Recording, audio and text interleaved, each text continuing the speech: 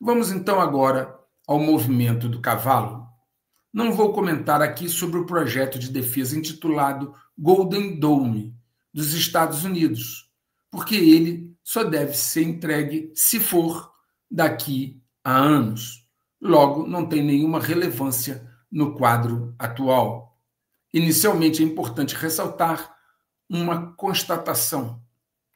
É impressionante a incompetência da inteligência russa e iraniana, que já perderam comandantes militares em atentados e não conseguiram anular sequer um comandante ucraniano ou israelense.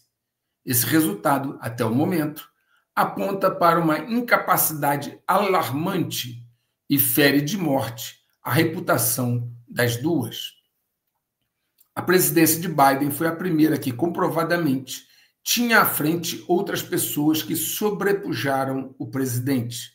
Ficou evidente que o Biden não tinha condições cognitivas de exercer o cargo e a maioria dos documentos com decisões era assinado por uma caneta automática sem a ciência de Biden.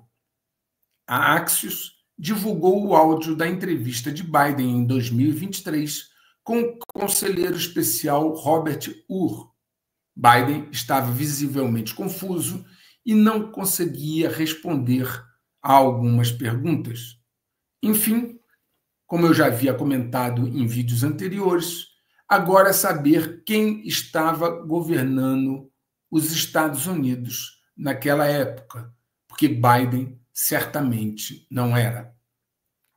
Trump e Elon Musk protagonizaram uma troca deprimente de ataques públicos pelas mídias sociais e sua relação estreita se acabou após o bilionário deixar o governo ao findar seu mandato de 130 dias.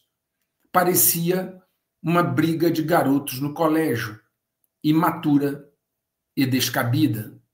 A única coisa que ficou no ar foi a acusação de Elon Musk de que Trump estava na lista de Epstein. Trump não respondeu a essa afirmação de Elon Musk. Como eu já havia mostrado, a Boeing não consegue terminar e entregar o avião presidencial dos Estados Unidos, conhecido como Air Force One. Então o Qatar resolveu presentear Trump com um avião luxuoso que servia à sua realeza. Trump aceitou e vai adaptá-lo para ser o Air Force One. Este é o nível a que se chegou nos Estados Unidos de ter de aceitar um avião de presente para o seu presidente por não conseguir produzir um. O Air Force One atual, que está em serviço, tem quase 30 anos de uso.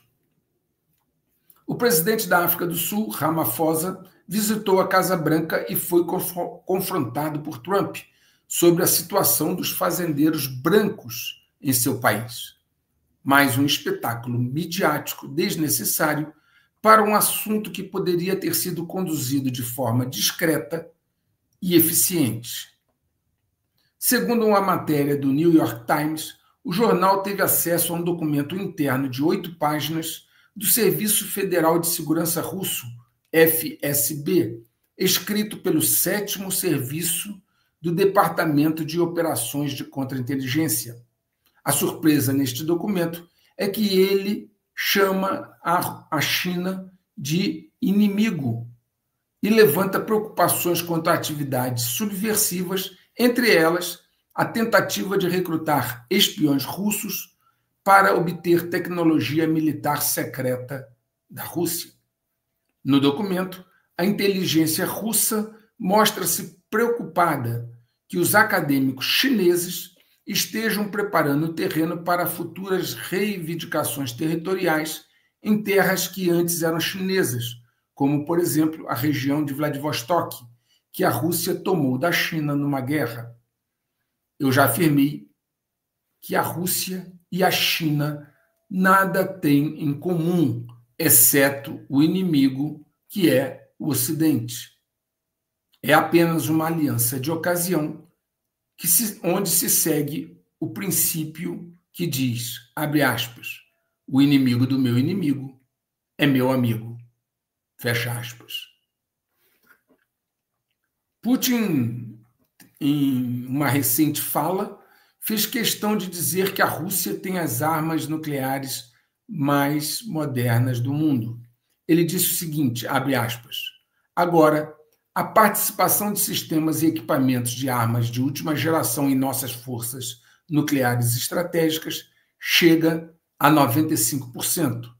Esse é o nível mais alto entre todas as potências nucleares do mundo. Fecha aspas. Claro que isso não tem como ser comprovado e pode ser apenas uma bravata de Putin.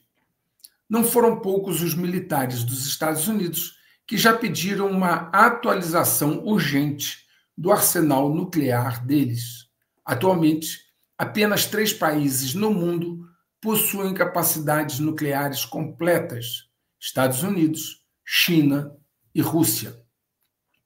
Após o ataque aos bombardeiros estratégicos da Rússia, especula-se que os bombardeiros furtivos B-2 dos Estados Unidos, estacionados em Diego Garcia, estejam em perigo. Embora sejam furtivos em voo, eles parados na pista, sem hangares ou abrigos para protegê-los, são um alvo fácil. Os Estados Unidos têm apenas 19 destes aviões, com 6 em Diego Garcia, que estão ao alcance dos mísseis e drones iranianos. Apenas 5 mísseis apontados para as instalações em Diego Garcia poderiam cobrir todo o espaço da rampa onde os B-2 estão atualmente estacionados. A vulnerabilidade no solo do poder aéreo dos Estados Unidos é muito preocupante.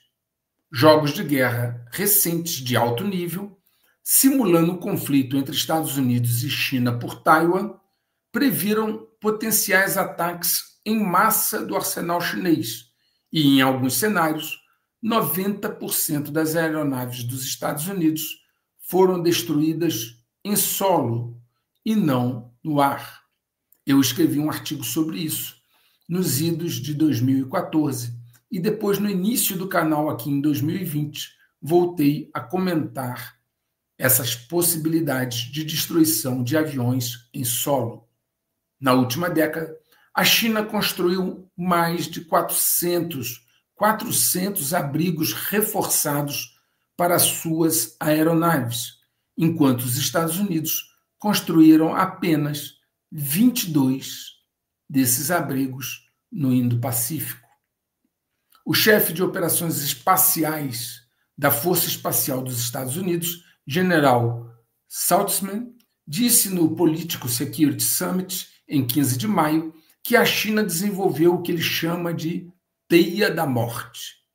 Segundo ele, isso, abre aspas, nada mais é do que uma série de centenas de satélites que funcionam como uma rede de sensores que fornece atualizações em tempo real com informações de qualidade sobre a nossa força, fecha aspas. Ou seja, ele está dizendo que todas as movimentações dos militares dos Estados Unidos estariam sendo acompanhadas em tempo real pelos satélites chineses, por essa chamada teia da morte. Isso significa que, ao mover forças no Pacífico, os militares dos Estados Unidos ficariam sobre o que ele disse ser, abre aspas, um guarda-chuva de um conjunto de armas muito precisas e de longo alcance chinesas antes que estivessem em posição de fazer qualquer coisa em termos de atingir objetivos militares, fecha aspas. Ou seja, bem antes de chegar numa posição que lhes permitisse atacar, as Forças Armadas dos Estados Unidos seriam alvejadas a longa distância. E ele concluiu: esse é um problema enorme.